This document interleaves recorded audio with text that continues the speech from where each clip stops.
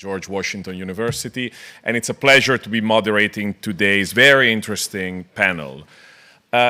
We talk generally at ICT about events that come after 9/11, and of course 9/11 shapes everything that ICT has wonderfully done over the last 22 years.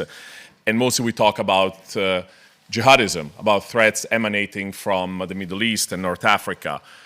But everybody that has observed and studied extremism since 9/11 knows that we have seen a growth in extremism emanating from the far right.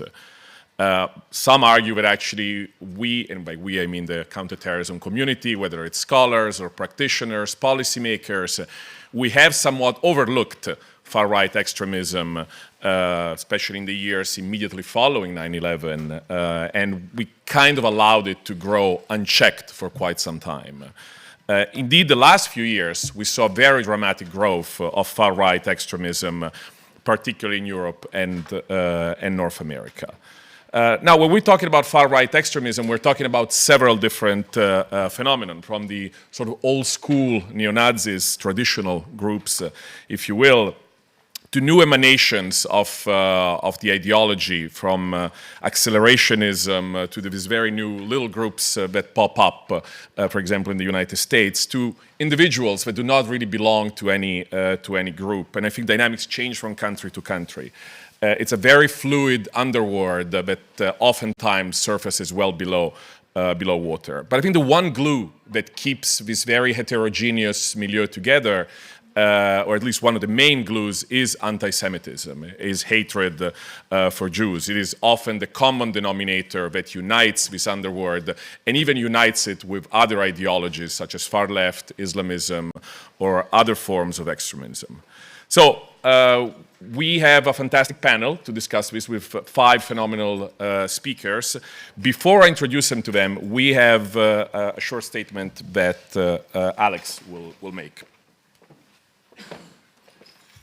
Thank you, Lorenzo. I've been asked to read a brief statement about Professor Irwin of blessed memory, who this panel is in memory of.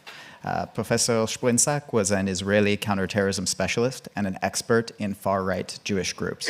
He was a senior lecturer of political science at Jerusalem's Hebrew University, where his research focused on terrorism and religious radicalism. He had been an academic director of the Raoul Wallenberger scholarship program. After his fellowship at the Institute of Peace, Sprinzak founded and was the dean of the Lauder School of Government Diplomacy and Strategy at then the Interdisciplinary Center here in Herzliya, now Reichman University.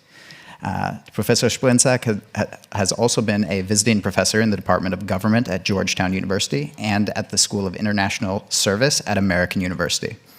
In 1995, he was the recipient of the Gedalia Gal Fellowship for the Association for the Commemoration of Israel's Intelligence Community, and was selected as the 1992 Baruch Yehuteli Fellow of the Jerusalem Institute for the Study of Israel. In 1992, Professor Sprinzak was awarded the Landau Prize for Best Political Science Book for The Ascendance of Israel's Radical Right.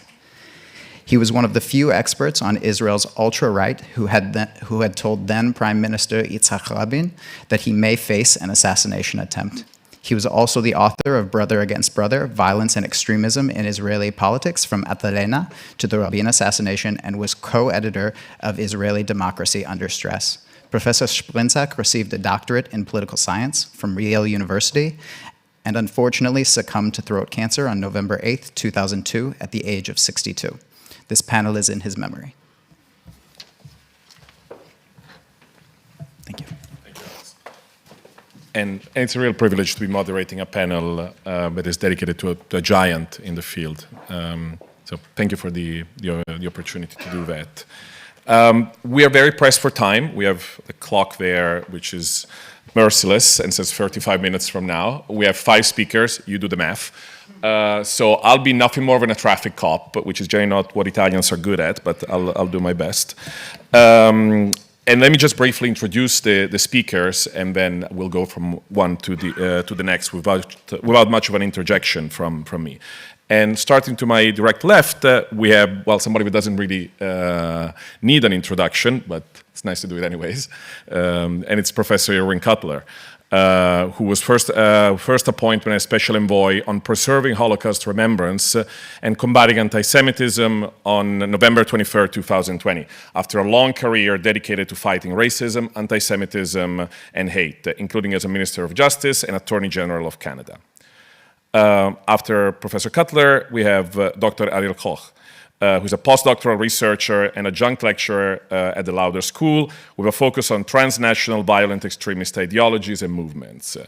Currently, he serves as Director of Violent Extremism Research at Active Fence Israel and as a Senior Fellow at CAR in London, and is a member of the Middle East Network Analysis Desk at Tel Aviv University Moshe Dayan Center.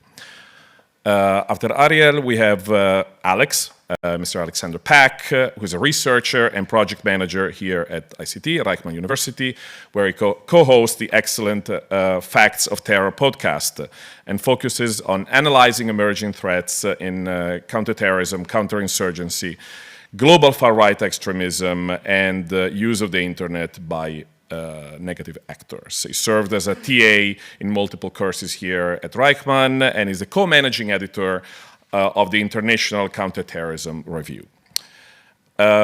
We have then Professor Ami Pedahzur, who is a faculty member at the Leon Charney School of Marine Sciences. He studies the ties between technology and humans in modern warfare, the Israeli radical right, terrorism and counter-terrorism. He has a long teaching experience at the University of Haifa, where he obtained his PhD, and in the US at the University of Texas, Austin. Last, but definitely not least, we have Dr. Christina Schori Liang, who serves as the head of terrorism and preventing violent extremism at the Geneva Center for Security Policy. She edits the Europe for Europeans and contributes to the Global Terrorism Index report. Dr. Liang has offered policy advice to several high-profile organizations, from the UN to the European Union to the US National Intelligence Council, and is a visiting professor at the Paris School of International Affairs. So without further ado, Professor Cotler, the floor is yours. Thank you, Lorenzo. I just want to begin by paying tribute to the memory of Professor Ehud Springstein. He was a close friend and colleague, and I'll just say that may we continue to be inspired by his memory, and may that memory serve always as a blessing for all of us, particularly on the eve of this new year. Shana Tova. As I conclude my 3 years as special envoy, also for combating anti-Semitism, I was struck by a certain paradox.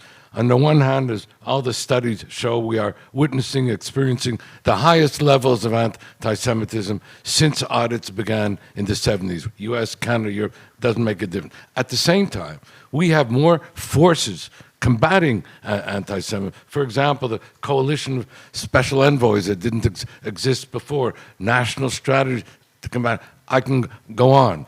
And so how do you explain this paradox? I believe it lies in understanding the origins, the nature, the manifestations, and the impact of anti-Semitism, old and new. And how anti-Semitism itself is not only the oldest, longest, most enduring, most lethal of hatreds, one that mutates and metastasizes over time, but one that is anchored in one foundational, generic, historical, conspiratorial trope, the mother of all tropes, which is that the Jews, the Jewish people, Israel as a Jew among the nations, the enemy of all that is good and the embodiment of all that is evil, reflecting whatever is the zeitgeist at any given moment. So if the zeitgeist was the Christian religion, then the Jews were guilty of deicide. Contemporary manifestation, the whole white supremacist Jews will not replace this movement. If the zeitgeist was the Black Plague, then the Jews were the poisoners of the well. Contemporary manifestations, Jews, Jewish people, Israel accused of manufacturing the COVID-19 virus, causing its spread, and in another yet trope, profiting from it. If the zeitgeist is race, then the Jews were non-Aryans. The zeitgeist is anti-race, then Zionism is racism. If the zeitgeist is human rights, as in the 70s, then human rights emerged when it emerged as the new secular religion of our time. Then Israel, the Jew among the nations, emerged as the new major human rights violator, the new geopolitical antichrist of our time. And that led to two tipping points, that backdrop. One was the World Conference Against Racism and Hate in Durban in 2001. I was there as part of the Canadian delegation, a festival of hate against Israel and the Jewish people, as it turned out. And I can tell you a festival of hate that has impacted on both my memory and my being to the present day.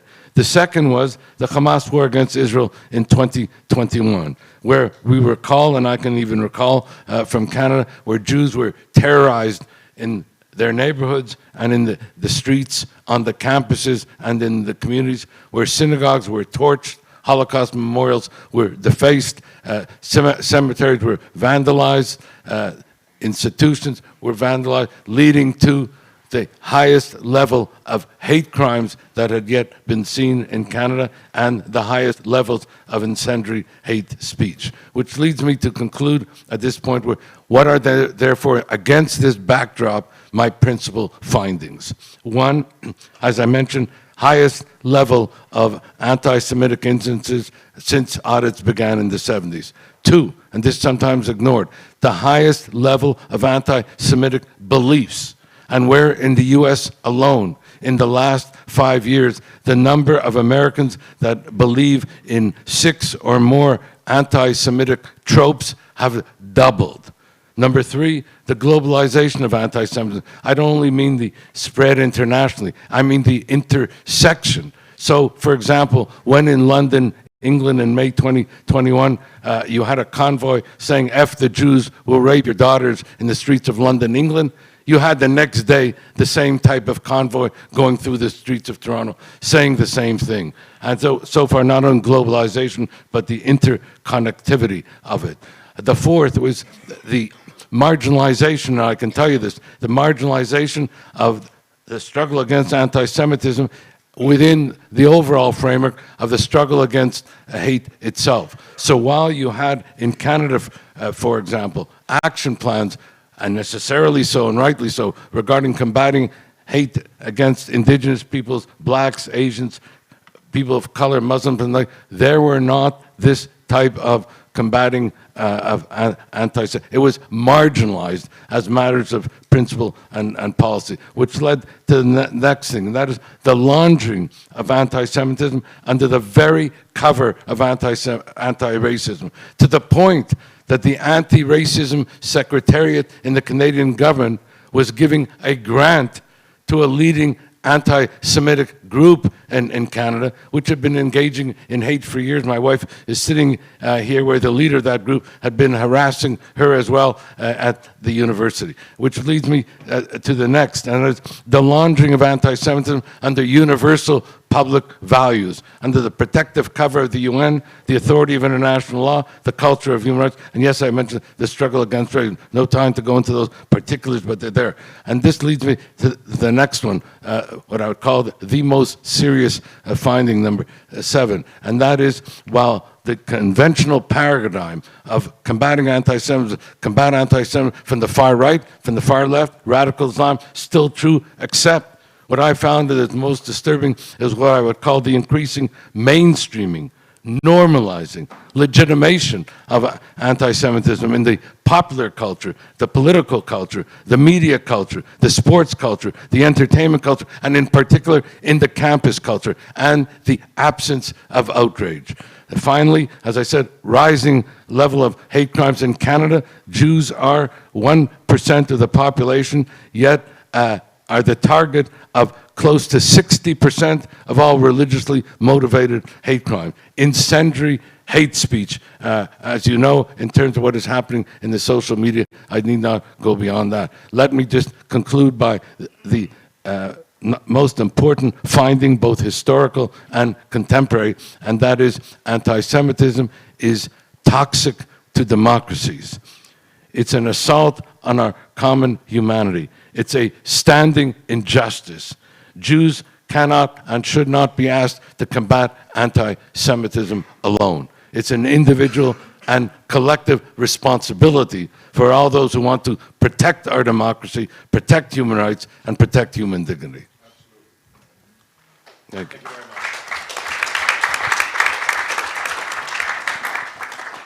Thank you very much. Ariel, floor is yours. You can step up. Yes, absolutely. Yeah, I know.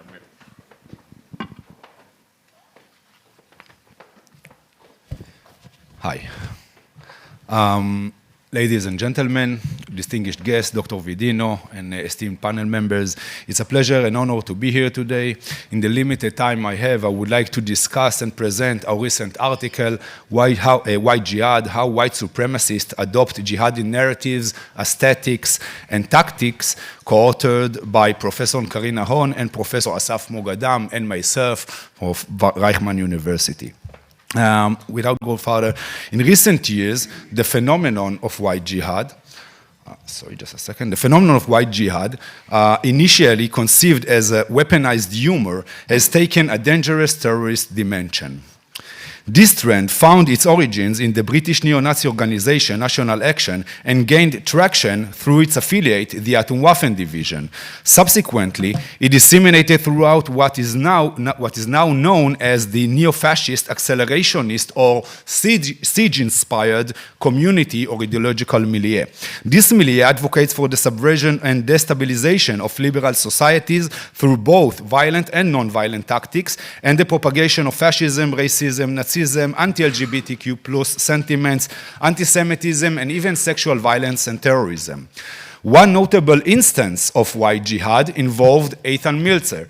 Eitan Milzer was a neo-Nazi Satanist who infiltrated the US Army and was willing to sacrifice his own life as part of a jihadi attack against his own unit. Meltzer, who identified as an anarcho-fascist, was a follower of the Order of the Nine Angles. The O9A philosophy encourages followers to infiltrate law enforcement, to the military, to extremist groups spanning the ideological spectrum, and to engage in criminal, immoral, and even terrorist activities, all with the aim of destabilizing what it calls the Magian world, or which is representative of the Judeo-Christian sphere of influence. Founded in the early 70s, Britain, the O9A has evolved into a transnational, decentralized, and leaderless network of like-minded individuals and groups. This network has influenced many, including prominent members of National Action and the Atomwaffen Division, among others. Notably, the life journey of David Mayat, the alleged founder of the O9A, further emphasizes the O9A's impact, Mayat's conversion to Islam, endorsement of suicide bombings, and efforts to merge National Socialism and Islam provide legitimacy to those who view jihadism positively or contemplate conversions to Islam. The O9A's, I apologize. The O9A's philosophy and history play an important role in fostering fused extremism, while O9A-affiliated organizations, primarily the Atomwaffen Division, have laid the groundwork for the neo-fascist accelerationist movement. This movement continues to incite, inspire, and mobilize others worldwide to engage in violent activities, including in countries such as Spain, Italy, Finland, Argentina, and beyond. Now, in our article, we defined white jihad as the appropriation, utilization, or glorification by white supremacist actors of content, aesthetics, nomenclature, or action repertoires generally associated with jihadi actors, or vice versa. We also argued that white jihad is a manifestation of fused extremism. And fused extremism is a process in which members of one violent extremist in-group derive inspiration from one or more violent extremist out-groups. They also integrate their terminology and symbolism, support their actions, and finally legitimize collaboration with other extremists. Understanding the white jihad phenomenon requires considering its historical context. In other words, How do white supremacists legitimize their pro-Islam, pro-Jihad views? The answer is simple. By highlighting Hitler's relations with the Mufti, Haj Amin al-Husseini, by highlighting the involvement of Muslims in the Nazi SS, and by focusing on Nazi propaganda during and after the war. For example, emphasizing Nazis who settled in the Middle East and continued the war against Israel from there. Others, including some individuals like David Mayat, Ahmed Huber, and others, also contributed to bridge between these two extreme movements. Fused extremism changes the threat assessment by creating new, even unknown threat actors. To better understand this phenomenon, we need to explore the dynamics between different violent extremist actors. In 2006, the British political scientist Roger Itwell coined the term cumulative extremism, which describes a process in which one form of extremism provokes a reaction from another form of extremism. The interaction between these two sides is not necessarily negative. And in some cases, we can see how the enemy of my enemy, how both sides can see what they have in common and fight together against a shared enemy. This concept of the enemy of my enemy might blur the boundaries between extremist ideologies. Law enforcement expressed concerns about this new form of extremism, introducing new terms to describe it. For example, the British government called it mixed, unstable, and uncleared category, while Christopher Wray, the FBI director, described it as salad bar, a category used when attacks are motivated, and I'm quoting, by incoherent belief systems combined with kind of personal grievances. Some scholars and researchers recently focus on this nexus as well, emphasizing the movement from one side to another, or the fluidity of the fringes, if you want, according to Gartenstein Ross and others, or side switching, according to Daniel Kohler's great book, which I really recommend. Others focus on shared characteristics or suggested new terms to introduce to understand this phenomenon, including ideological convergence, hybrid extremism, composite violent extremism, and of course, fused extremism. The most notable example of fused extremism is the case of white jihad. White supremacists use jihadi terminology to promote neo-Nazism. They also use aesthetics such as the Tawhid hand gesture, or normalized and legitimized the idea of takfir. Some of them also praise jihadists or claim that they need to collaborate with jihadists against the shared enemy. Lastly, they also praised jihadists from Osama bin Laden to Omar Mateen and others, and Hezbollah and other jihadi organizations, and they hail jihadists or white supremacists who committed attacks against Jews, portraying them as saints, knights, or heroes that must be followed. To conclude, the white jihad phenomenon represents a complex and evolving challenge in the field of counter-terrorism and content moderation. But this is for another lecture. We must continue to research and analyze this phenomenon to deepen our understanding of the complex dynamics between extremist ideologies and develop effective prevention and intervention strategies. By understanding the root causes, online environment, manifestations, and implications of the white jihad, we can work towards a safer and more inclusive future where extremism of all forms is addressed comprehensively. Thank you very much for your attention.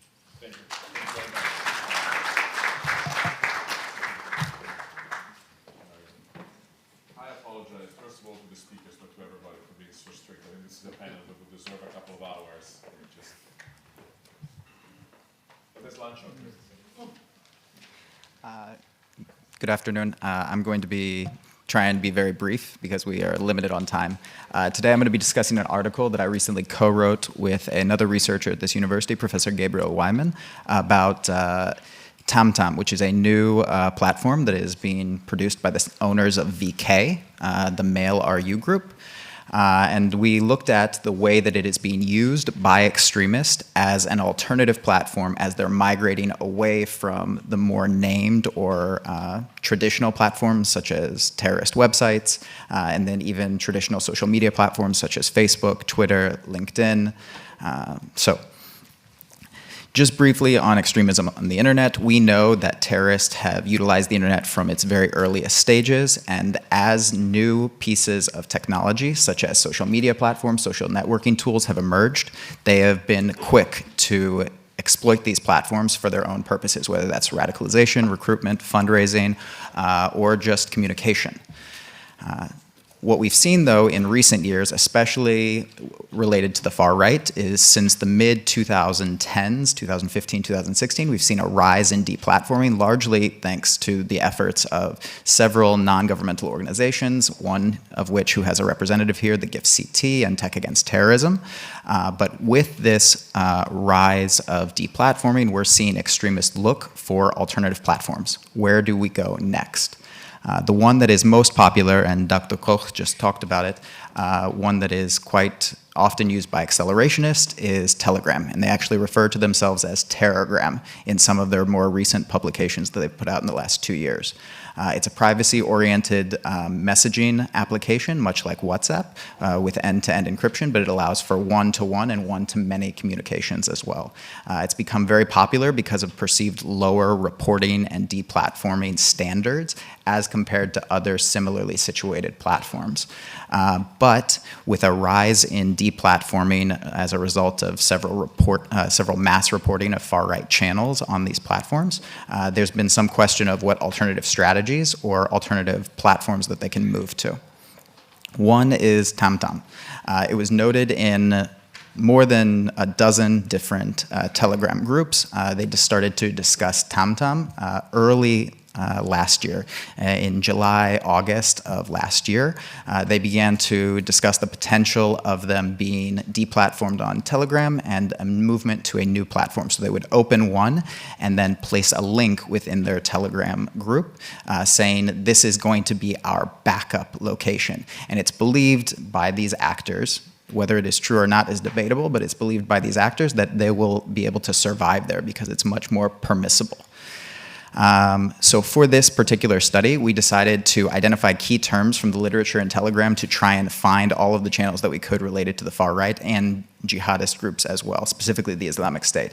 And we identified channels using the snowball method, where we were able to find a new channel based on a mention in a previous one that we were aware of. We then used 3 different graduate-level research assistants from the ICT to help us collect more than 1,000 data points over a 3-month period. We then conducted our analysis. In this 12-week period, this 3 months from December to February, we found 9 channels, 7 of which are far-right, and 2 which were jihadists, primarily linked to the Islamic State, and we collected more than 1,000 posts. Of these 1,000 posts, they had more than 3 million views of the post content. What we found is that the far right tends to use this platform primarily for communication and storing textual information that allows them to essentially have an archive should they be deplatformed from other areas. And it's deeply concerning that they're using this almost as my colleague Professor Wyman calls it, a dead drop of online terrorism, where anyone can come and reach this information without fear that it will be removed over time. In addition to that, we did see images, quite graphic, and then some videos, but those were to a much less degree. What about the scale of this? We have not seen yet a mass migration. Much of the discussion about TamTam on Telegram has somewhat ceased. We haven't seen a single post about TamTam since November of last year on Telegram. And it's being primarily discussed even on TamTam itself as a backup or a fallback location if they happen to be deplatformed elsewhere. But it highlights the need for multi-platform monitoring, which several organizations, as I mentioned before, Tech Against Terrorism, who is here, as well as the GIFT-CT, the Global Internet Forum for Counter-Terrorism, do work on that. But the issue that we have is that we need to design better solutions that target more hesitant or resistant platforms that don't want to get involved in those types of programs, because the GIFT-CT is largely a voluntary program with hash sharing. I have tried to keep it very, very brief. I've stayed within my time by 30 seconds. Very briefly, if you would like to read the article, it is open access right now, and you can scan that QR code. Additionally, if anyone is interested in discussing the far right, please find my information there. Thank you. Thank you very much.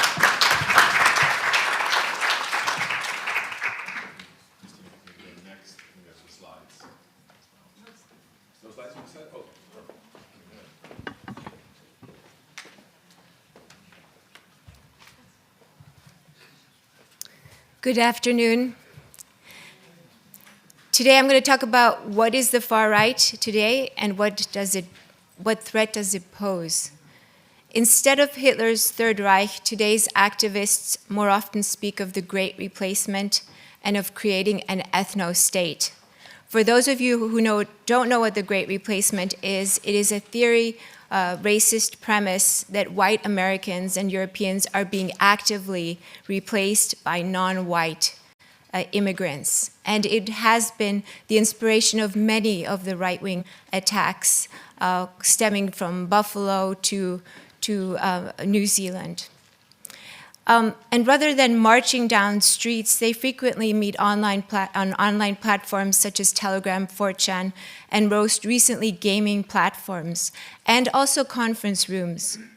While there's an ideational essence that has remained unchanged, societal and technological changes have caused the far right to become more diverse and less predictable, and most disturbingly, very inclusive. While the world has woken up to the fact that terrorists and extremists are abusing the internet, most states are willing to acknowledge that that is not the only threat of extremists that is challenging global security.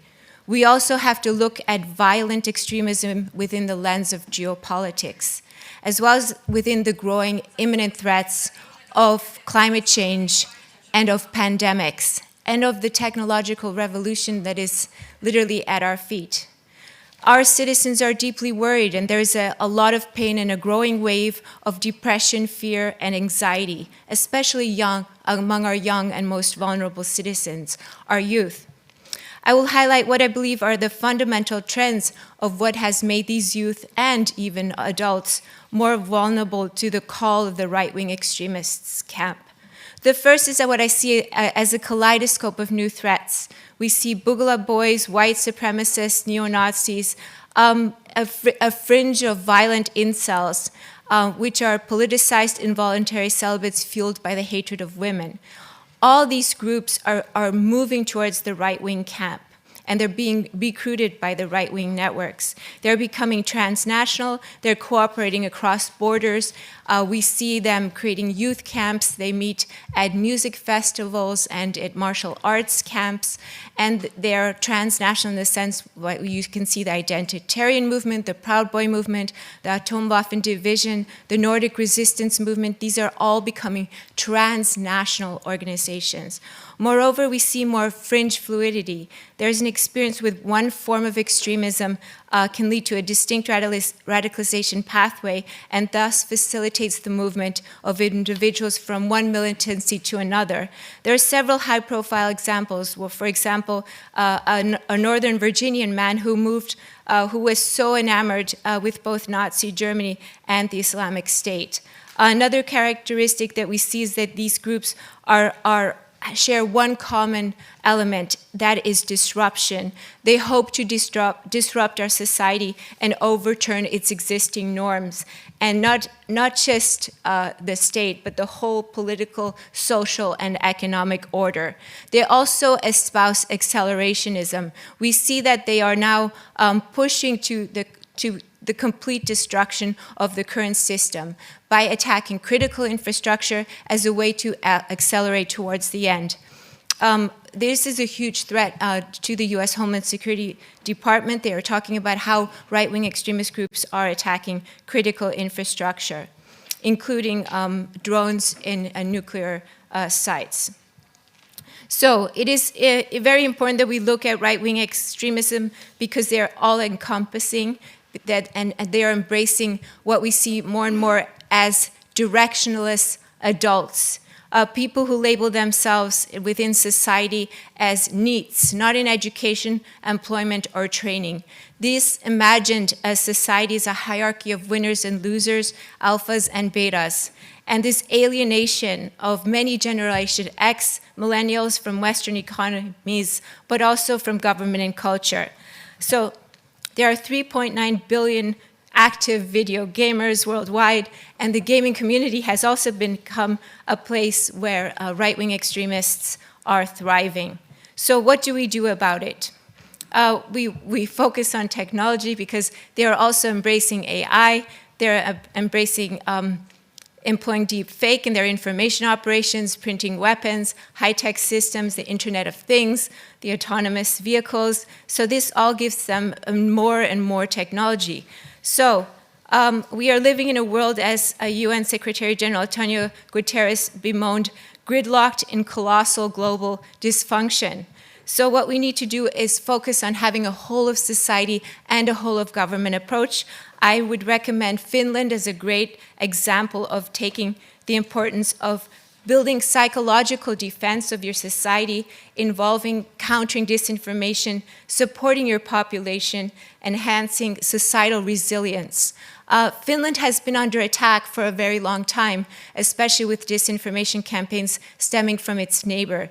So it has a long-standing record of understanding the importance of creating digital literacy, media literacy, and cybersecurity, not only focusing on youth, but on all members of society.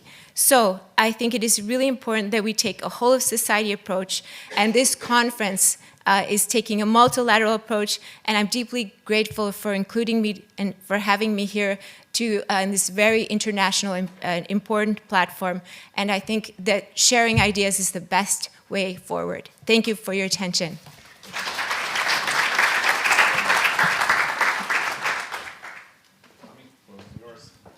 I'll be sitting if you don't mind. First, I'd like to say that it's a real honor to be here and how much I think we all miss Professor Sprinczak, who was probably the most innovative theoretical thinker when it comes to terrorism, radicalism, right-wing radicalism, and also a very talented writer. You know, when you go back to his books in Hebrew, in English, I don't think that any other scholar have reached his level of mastery of writing, and I, as an avid reader of his work, deeply miss him.